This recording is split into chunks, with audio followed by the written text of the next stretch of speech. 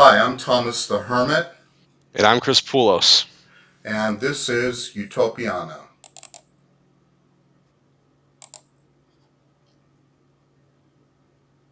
Sin.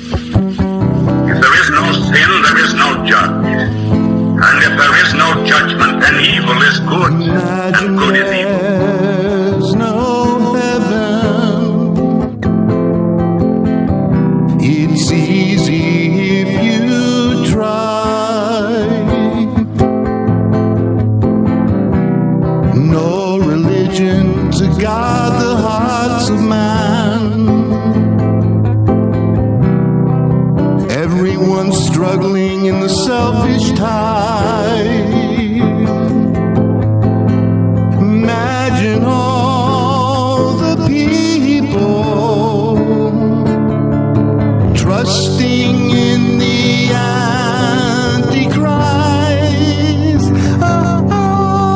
Oh, you may say I have illusions, but I'm not the only one. I hope someday you will join us to stop the NWO. Because his religion will be brotherhood without the Father. Okay, so we're doing Utopiana, and Chris, we are talking about the call of the Catholic men, Homer or Hero. Right. Now, who's Homer? I wonder who Homer is. I'm sure no one's heard of him before. Oh. Well, speaking of Homer, let's go ahead and take a look. Who is Homer? Yep. No! No! No!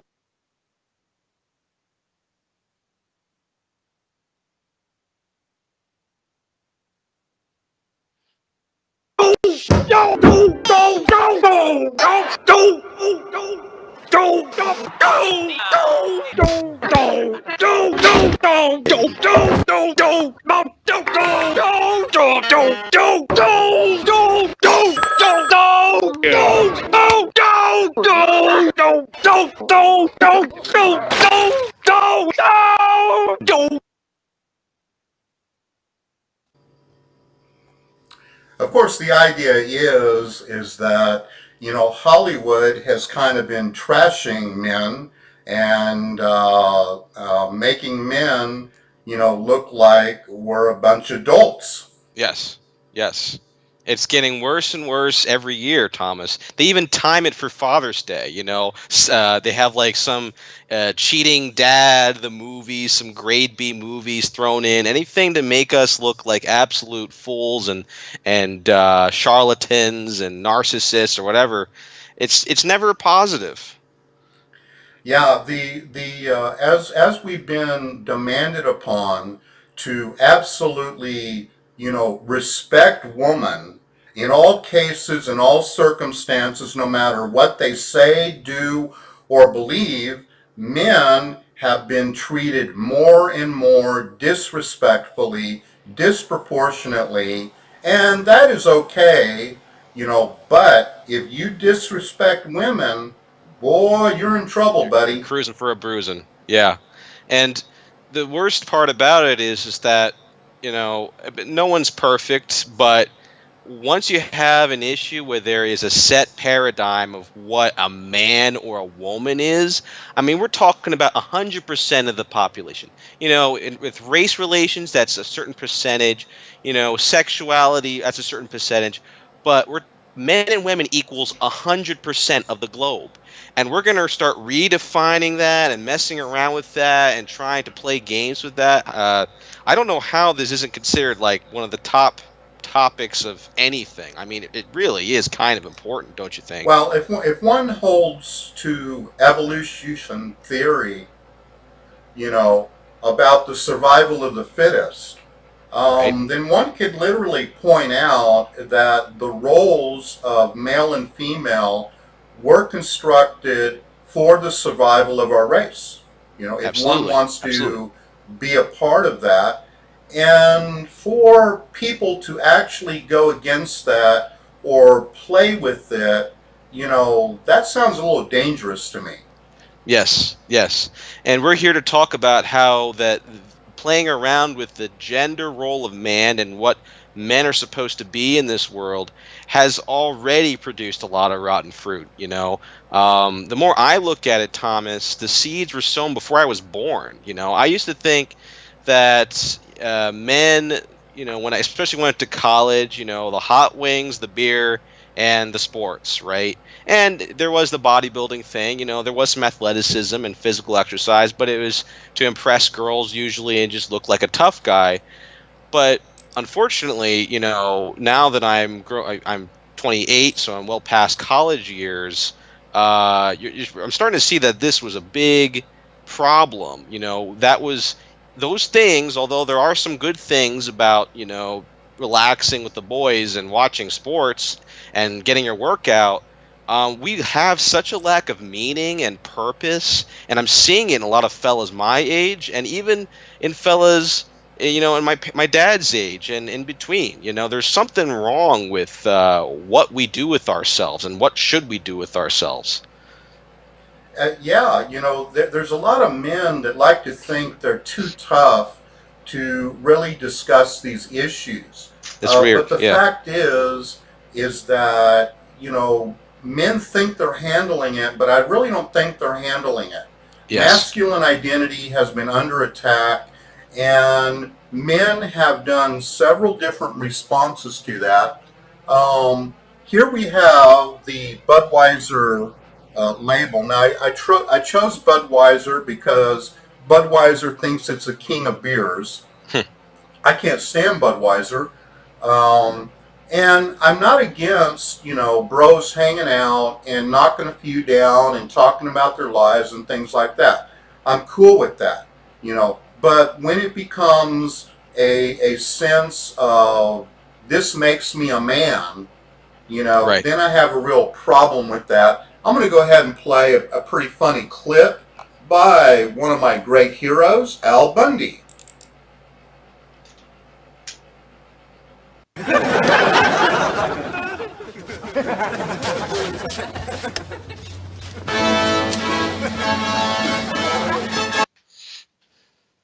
And save the trees. Who cares? Hey, mister, sign this petition to save the world from nuclear holocaust. Who cares? Hey, mister, they're gonna raise our beer tax 2 cents. Oh my God! Well, this has to be stopped! Let us give you a beer and we'll tell you all about it. Why ask why? Wait, would you like to watch our movie, The Story of Beer? God, would I?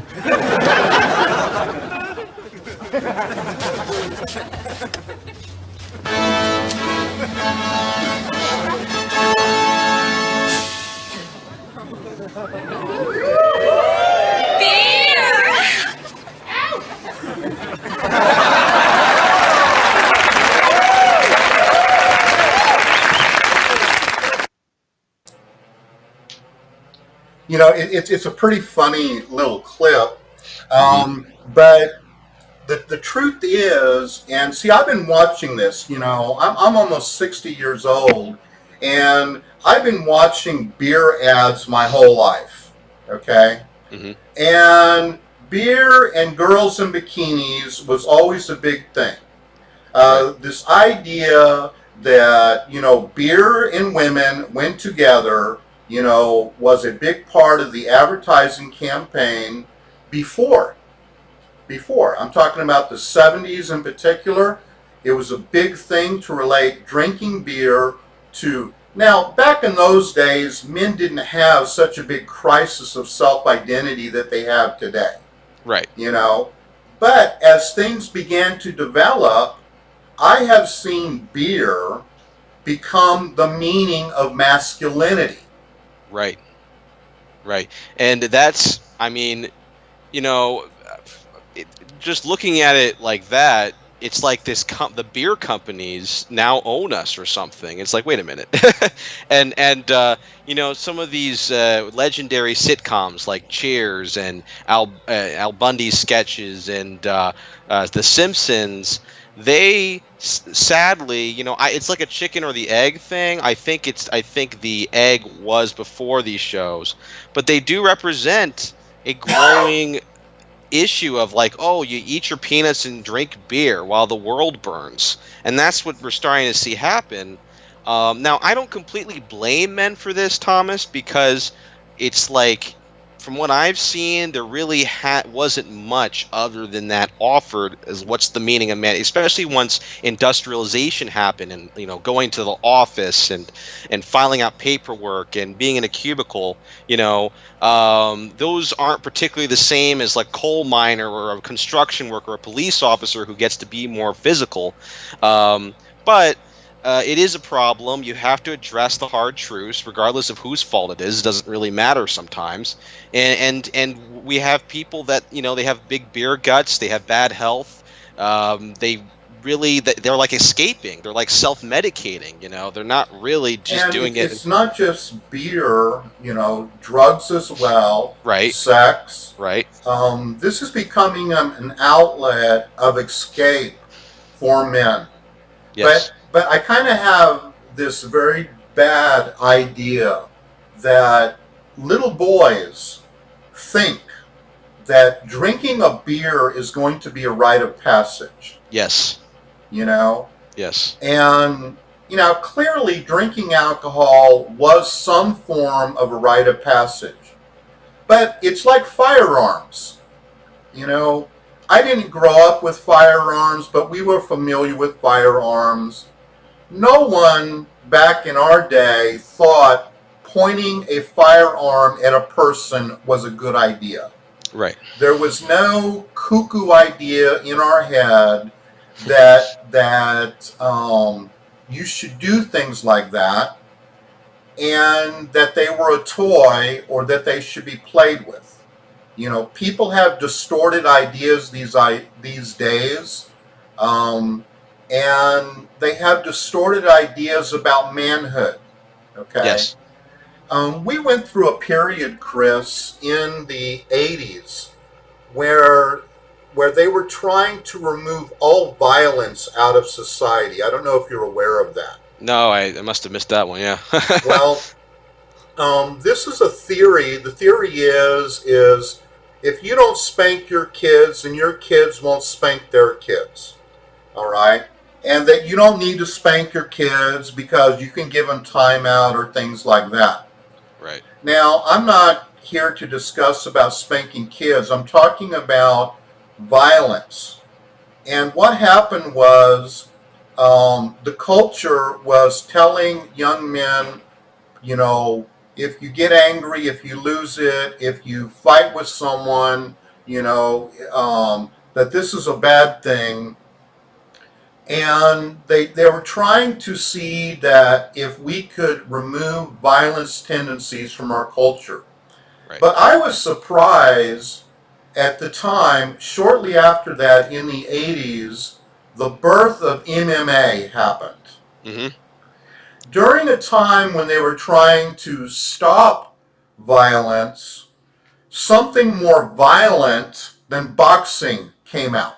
Right. Wouldn't you agree, Chris? MMA is more it's violent than when it boxing? first came out, it was no holds barred, and outside of throat jabs and groin strikes, it was just the sky was the limit. So it started out much more violent than it is today. There are some moves. You suplex someone over your shoulder and you're like an Olympic suplex. You can really lift them high. You could kill someone. And there were a lot of close calls in those first matches. So yeah, it was like nothing ever seen before. It was an extremely violent thing, and the young boys loved it. Am I right, Chris? They loved it. Yep. Mm-hmm. They loved it. Why did they love it? Because did they love it? There's something that you just can't rip out of us, or at least they're trying to, but there is inherent, I wouldn't say just violence, I would say there's just an inherent need to be a protector. There's a warrior. There's a inside warrior. of every man. Exactly. You know, it's very interesting. I used to run around, as a little boy, playing war all the time. Yes.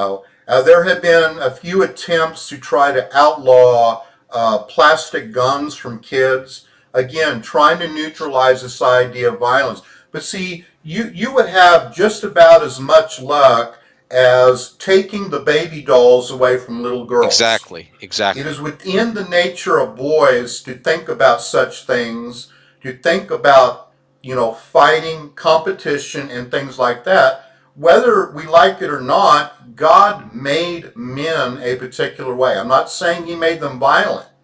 Actually, I'm going to say there is plenty of violence within men. Hmm. Christianity is about taming that violence, but we're not going to talk about that right now. We're going to talk about that a little bit more towards the end of the show. Right. But I'm going to show a clip from the movie The Boom. Okay? And this is all about the MMA.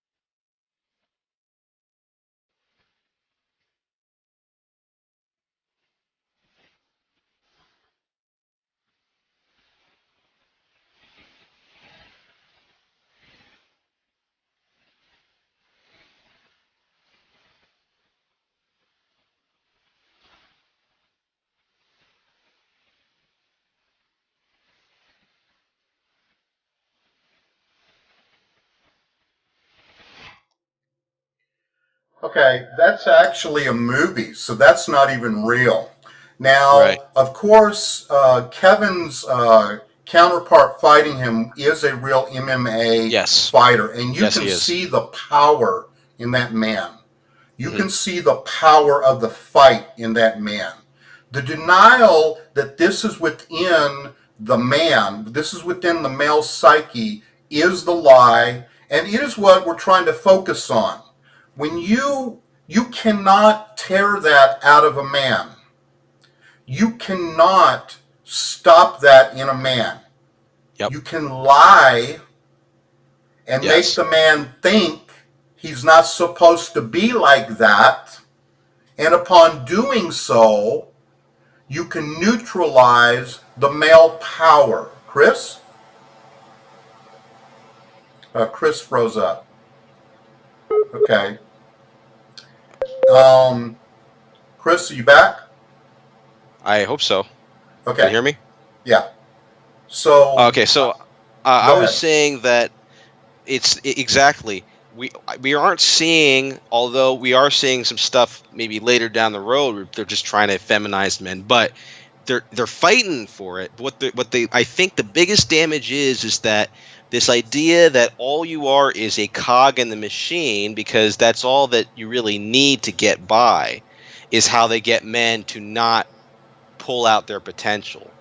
But like you're saying, Thomas, there is obviously a resonating power that all men appreciate and have within them, of the warrior spirit. And the question, I think, which again we'll address, later, is what do we do with this power? Because it's getting pretty bad. The status quo is just failing. I mean, people are looking around, they're seeing rioting, they're seeing their businesses get shut down from rather shady reasons, and governors and things like that here in the States and also in other places. They're realizing that they really, no one seems to respect them, especially men my age. They're completely done with it. They're like they already just embraced that no one respects them. If you look at the family dynamic of like a baby boomer couple and their kids, it's pretty atrocious. It's like the guy is, I mean, he's like Homer on steroids. And Homer looks like a beast compared to him, to be honest with you, Thomas. I mean, I Right. just he does. Well, Homer also is a hero. There are Yeah. episodes where Homer makes things work out pretty nicely, you know. Hmm. And of course, there's many episodes of Homer completely messing up.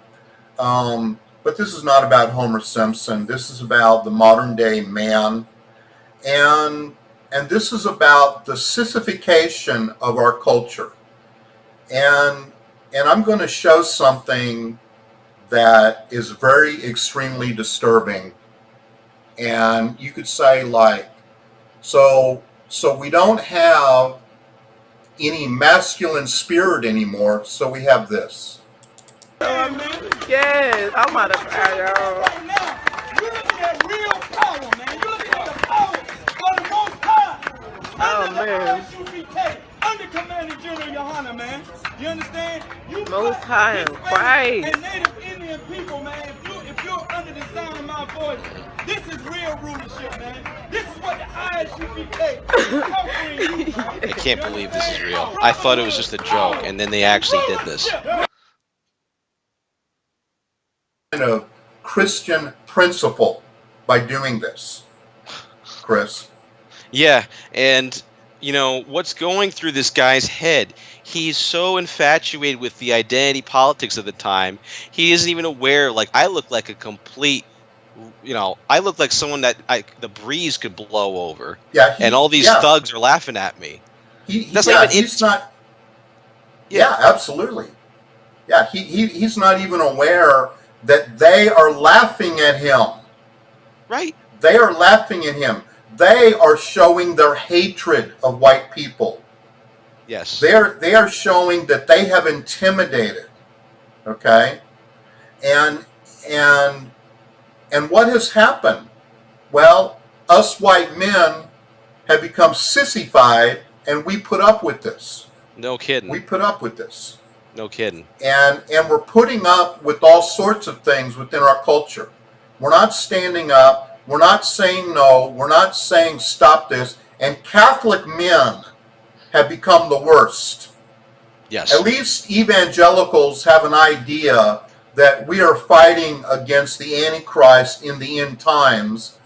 But us Catholic men don't have a clue. And we are kowtowing and thinking we are going to be gentle and loving like Jesus is. And we are going to, reach out to our black brothers in Christ. This is a bunch of junk. Yes. Yes. And the more you look into it, Thomas, the more you see that it's like weakness is celebrated. And I don't mean Well, it should be. Right. It should be. Exemplifying Christ. But the Holy Spirit is speaking to me right now. There is a difference between the Christ who lays down his life for us, right, and these wimpy snowflake liberal Christians. Big difference. Christ stood out. He was the one in the crowd. He stood out and he said the truth, even though he was being slandered and persecuted and belittled. He didn't step down. He didn't give up. He fought the devil and his cousin John the Baptist. He did not. He spoke out. He said, "This is what the truth is.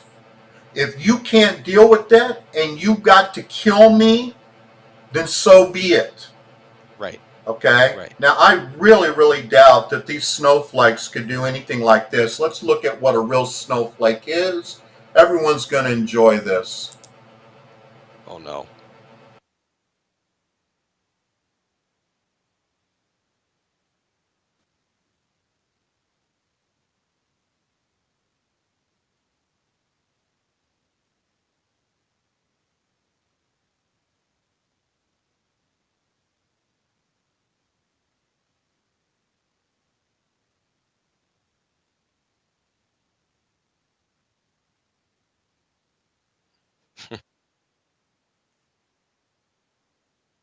Right.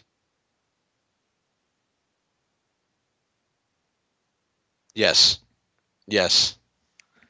It's bad. I mean, and it's just, and you have these trendies, Thomas. Sadly, a lot of more and more men are doing this. My, yeah. Oh my gosh. Oh, you babies. You babies. Crying over a progressive man-hating woman losing, by the way. Not like another man, no, like an actual man-hating witch lady. Yeah. Yeah. You're gonna cry over her losing? You got no clue, bro. And I actually knew a Catholic woman. She played the organ. She was a good woman and everything like that. But when Hillary Clinton lost, she said, "I had to go to my room and light a candle." You know, I'm like, "What's wrong with you?" Yeah. We have seen elections come and go.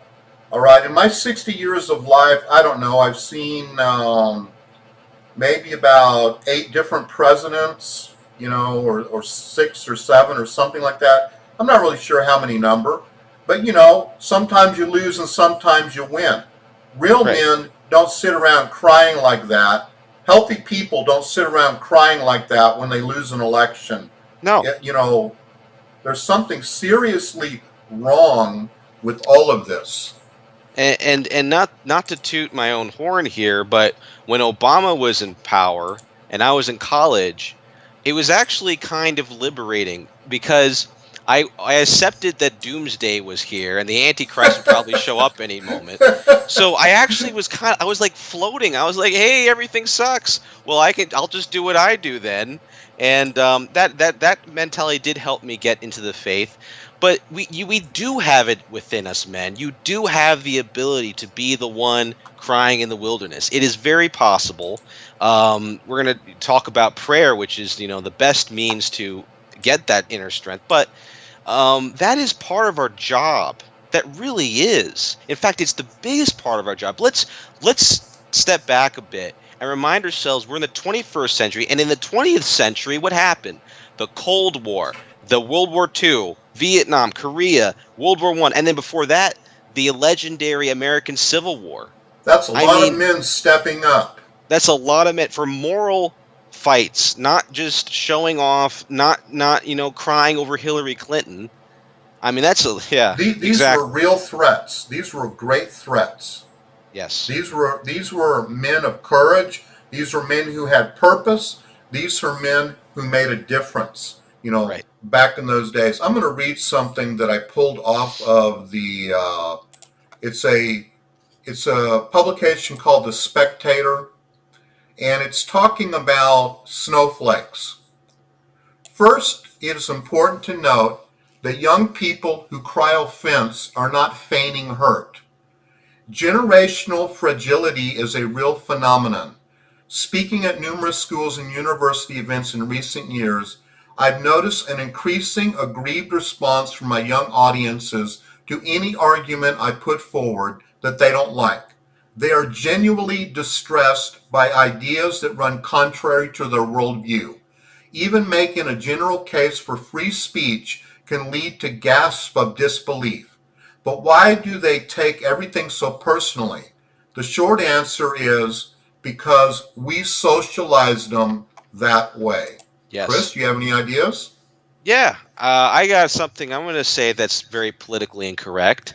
Men, particularly my age, I'm not going to speak for your generation, Thomas, but I've seen it happen, But particularly my age, men are number one motivated by fear of women criticizing them, which equates to I might not get sexual favors from women. Oh, yeah. Now, it doesn't work because women don't. No one likes kiss butts. Okay, women or men. I don't like kiss butts. You can see them a mile away, but they actually, and I think that's kind of true. We've never really been raised to be assertive, and we don't have that understanding that people actually respect, even though they may hate your opinion or whatever. There's still a level of respect and prowess and tenacity to standing up for the truth. you know, and you should stand up for the truth no matter what. And so we have all these men, and I'm telling you, Thomas, because I know friends of friends, all these liberal men. You want to know why they're doing it? My dad told me that a lot of the guys did the hippie thing for this too. They want to get with the girls. That's why they're liberal, because girls make up the feminist. Most girls my age are assigned to the feminist ideology, which is progressive and liberal. And so, and I've seen the men are like, well, I guess I either keep my mouth shut and I just talk about sports all the time and don't bring it up to the missus at all, or I ascribe to that. I really and on the cherry on top is when you talk to them, and as a man, you would expect them to have reason and argument, and they act like a bunch of girls. That's Well, offensive, man. I don't want to talk about that. That's yeah, terrible. I'm like, clearly there is an issue, um, and there's two things going on there. One is that men have finally made sex their god. that's right. That is That's right. one of the things that is going on. Okay? And so the highest thing to be a man these days is to have sex. Okay? Yep. Now, it's always been kind of a high priority within the psyche of men. There's no doubt about that. But I'm looking back at old movies, in the old movies, it's kind of weird. If you watch some old black and white movies, it is absolutely weird. The women are trying to hook the men to get married. It's the most hilarious thing in the world. Because today, the men are trying to hook the women to get married, and the women don't want to get married. Chris, right?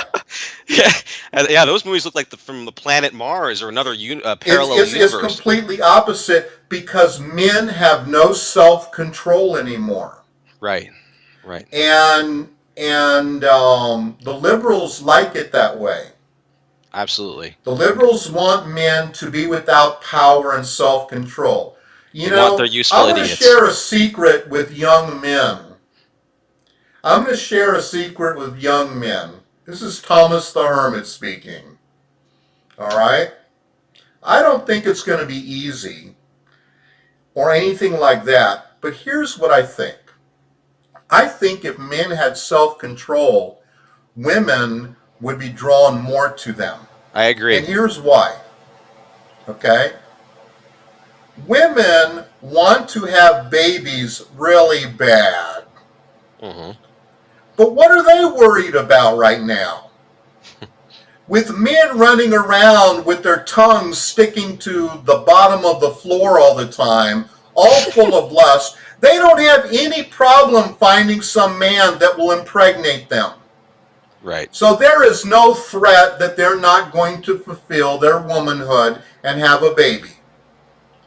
But if men had self-control, and it's like, no, I ain't doing that, then all of a sudden, she's going to have to start working a little harder.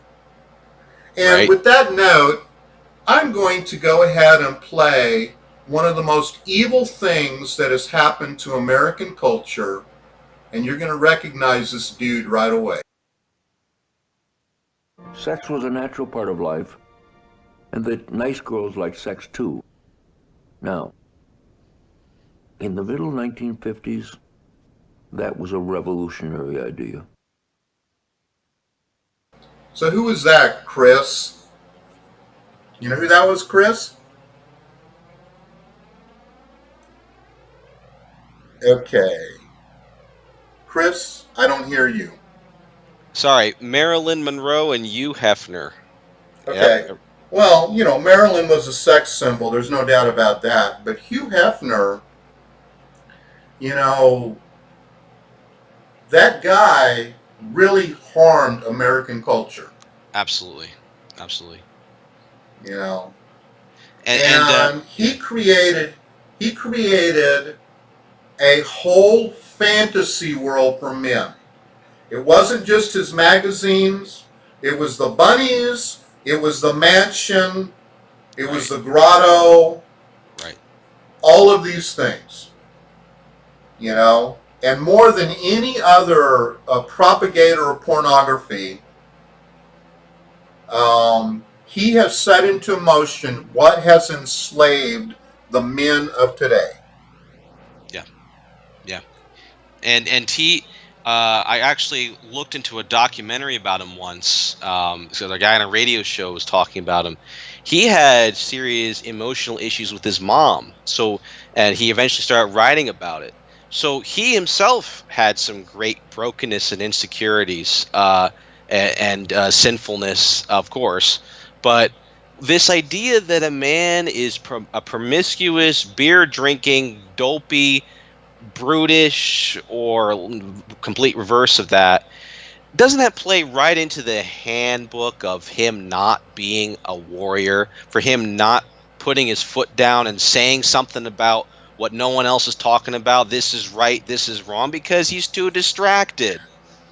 Hello, like it's almost like no one even wants to question if there's an agenda here. And now we're seeing it in like comedic fashion with men having what they call a man cave. Everyone knows what that is, right? Oh, I gotta stay in the man cave because my wife will, take over the whole house and I can't say anything to her. Why not?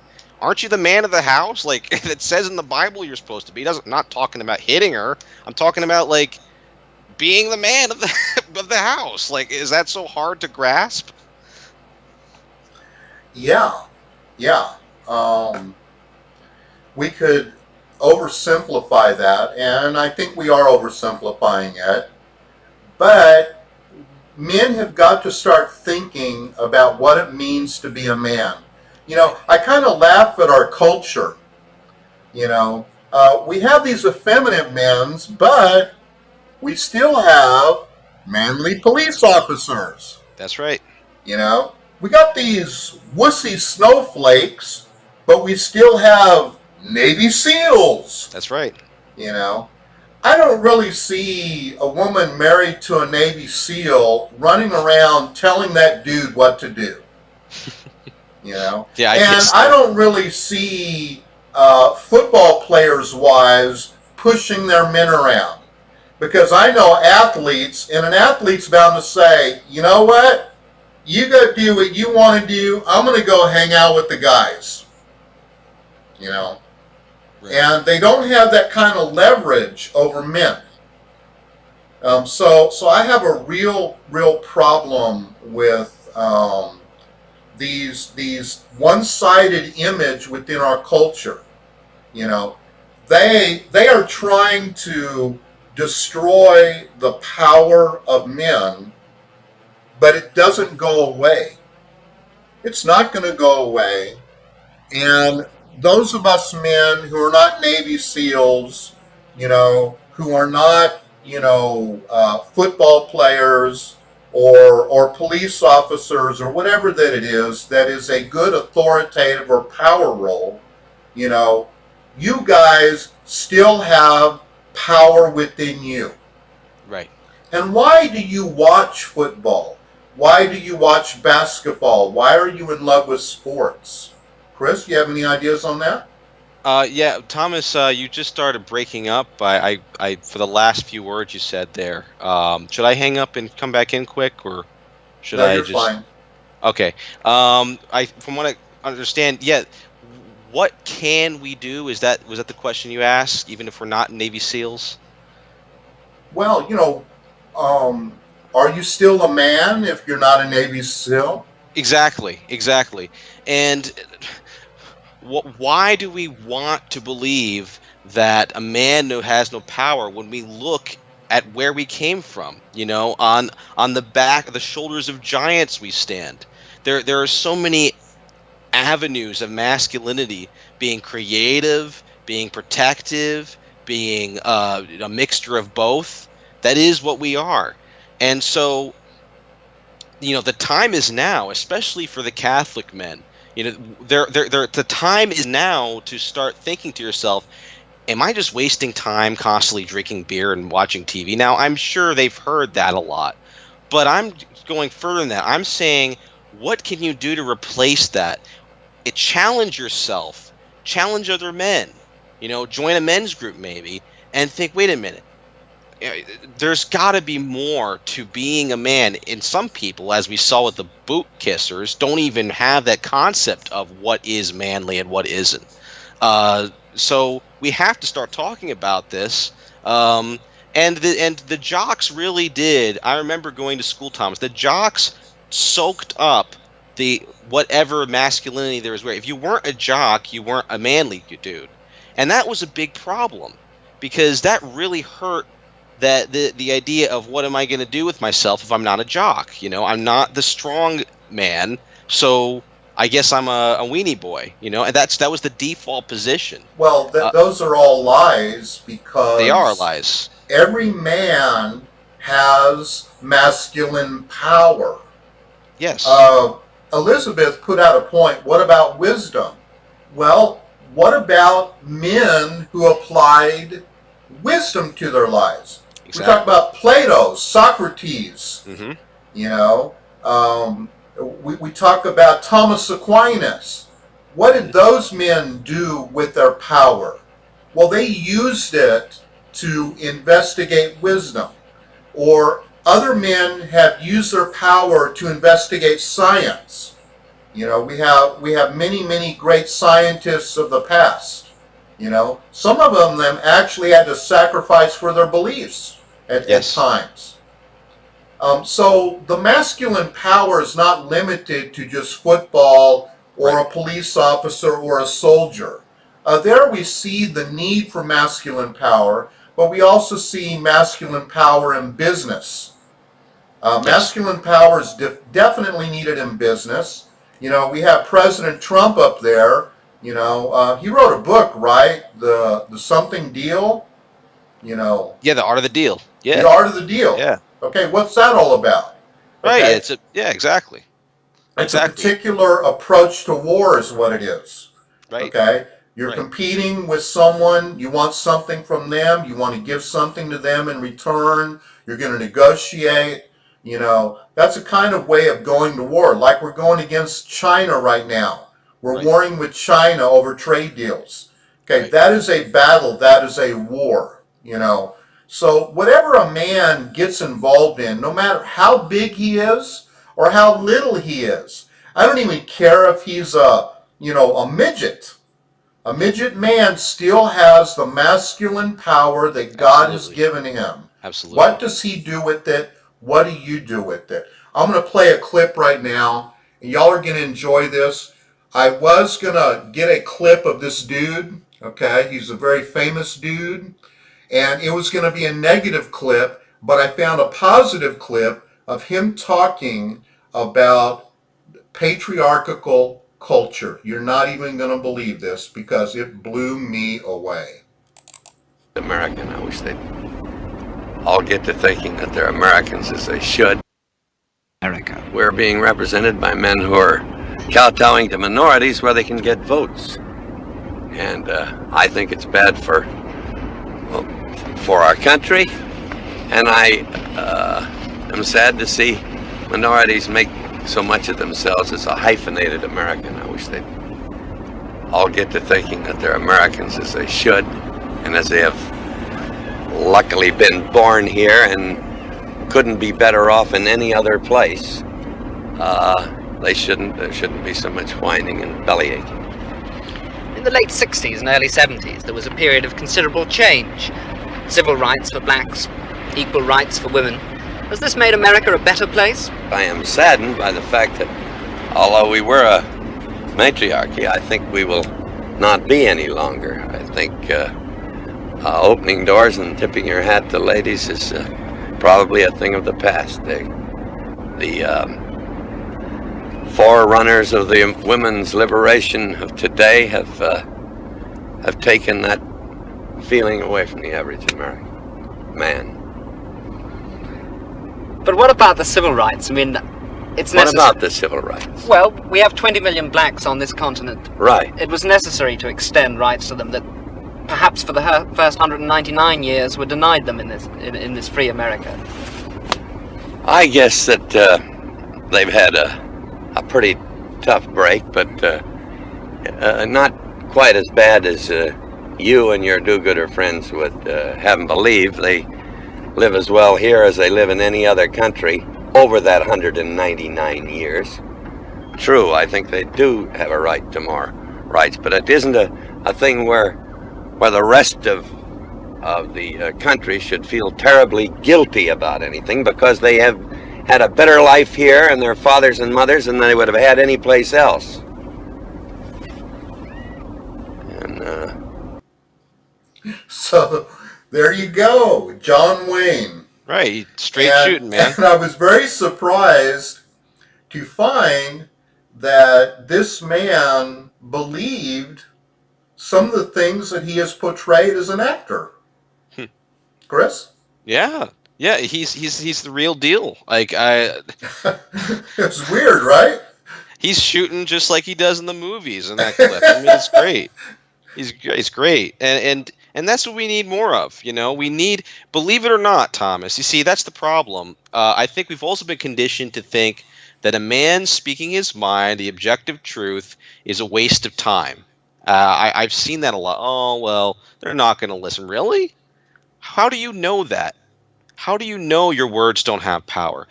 What about the children watching you? Imagine, I truly believe children, I've been around a lot of children, really look up to a man's man and a man who stands up for what's right. Haven't you seen, look at the action figures, and the kids love the superhero movies, right? I mean, men and women. It is an objectively beautiful thing. It is not something to be hated. It's something that has built civilization and kept evil at bay. That's why they want to delete history from the books, because we don't want anyone talking about that. But, the idea of a hero, the idea of someone who speaks the truth, and controversial as he was, great minds. That resonates within the deepest part of ourselves. Okay, yes. Whether you're male or female. The knight in shining armor, the man who comes to rescue. What kind of a man does a woman want? Well, she wants a knight. She wants a good man, but she wants a man that can make things happen, that can do things, that can right. stand up, that can speak up, right. And we could talk about the issues of women, we could talk about the issues of our culture, but the first issue is, and I told Chris this earlier, the first issue is, men, you need to reestablish your true identity. Amen. Your true identity. And we need to go a step further. We can do better than John Wayne. Yes. We can do better than John Wayne. I've never seen John Wayne say anything about prayer. Yes. Men need to be guided by God, and they need a prayer life, and they need to open up that relationship with God, but they also have got to stop denying that God made them as men. Now, that doesn't mean you go around beating on people, right. All right? Michael Voris put out a very excellent video called Failed Manhood. And what he said is this, all right? Those millennials that are running around, hurting people, getting violent, trashing statues, breaking windows, burning down buildings, that's not manhood. And I like that. I like what he's saying.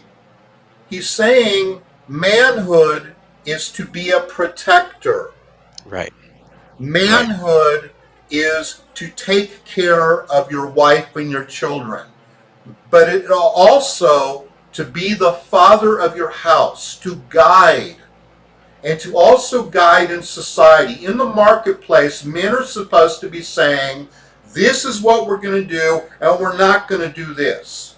The more that men stand up in this messed up culture that we're in, yes, you're going to get hurt.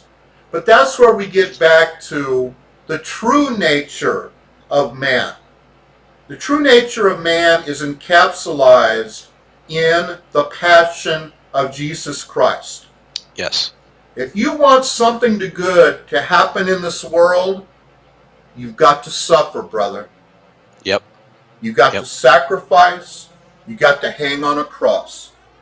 Sometimes Amen. you have to give up your life. I'm thinking about great men like Gandhi, Martin Luther King Jr., the martyrs of the Catholic Church. There comes a time when men need to lay down their lives. Notice, men end up laying down their lives in a great battle. Let's say the Battle of the Bulge, and many men lost their lives during the Battle of the Bulge. But how much more important is it for men to lose their life in the battle against the Antichrist? That's and right. No, the Antichrist is probably not revealed yet, but his agenda has been revealed. And it's time for men to stand up and lay down their lives. Chris. And for those that are watching it thinking, oh, that's great. So what do we do? Do we get armed? Do we get prepped? And I say nay to that. I've found, Thomas, that prayer not only has affected those around me and affected my church, the few men that have begun to pray, it is for me at least what I put my masculine energy to. I'm not near any war zones currently. We haven't had an EMP strike, and Antifa isn't roaming around yet, or whatever. No looters yet. But there's abortion clinics though, and those things are Auschwitz, like right next to my house. That's Auschwitz. Yeah, and there's plenty of people that need conversion of heart and need good example and to be prayed for. And you may think it's this magic wizardry. You're a Catholic man. There's young men that need guidance. Amen to that. There's young women that need protection. Yes. If you're a good man and you're not caught up in lust, you can be their protectors. If you're caught up in lust, forget it. Mm-hmm. You're going to end up hurting more people. Okay, exactly. So I picked one last picture for everyone to think about as we close out this segment of Utopiana. Y'all are going to love this.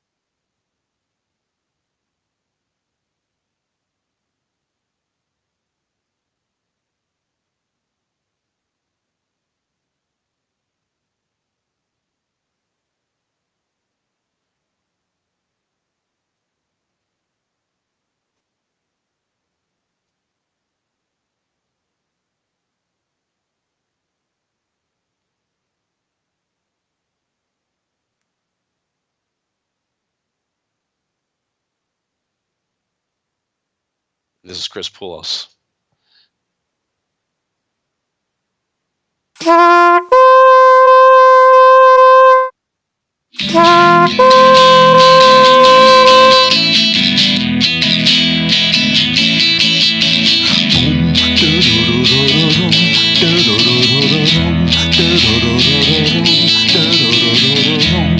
We've been wandering in the desert 40 years has been a long time, and now we are ready to listen, to follow God's voice.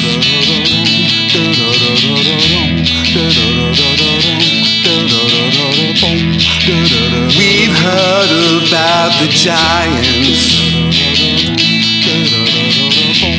and Jericho's walls, thick and tall.